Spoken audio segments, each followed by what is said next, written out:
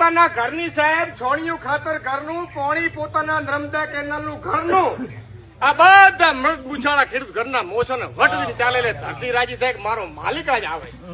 તમે રાજ પાવડો પકડીને પશુ પક્ષી પર્યાવરણ રાજી થાય, દિલ ખુશ કરે કે મારો માલિક આજ પાવડો પકડીને આવે છે, મારા ઉપર કામ કરશે, હું એને અનાજ આલીશ.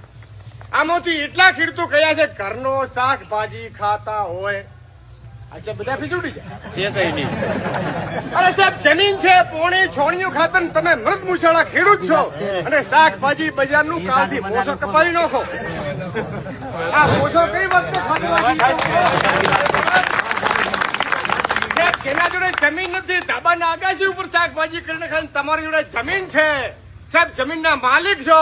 જમીન કોઈ ફેક્ટરીમાંથી નીકળતી નથી, એક દાણો 52,000 દાણા નીકળી. તમારી મારી તાકાત છે તો શાકભાજી બજારનું શું કામ ખો છો? એક ચારો તો હોવરાય. તમને ખુદ ને ખબર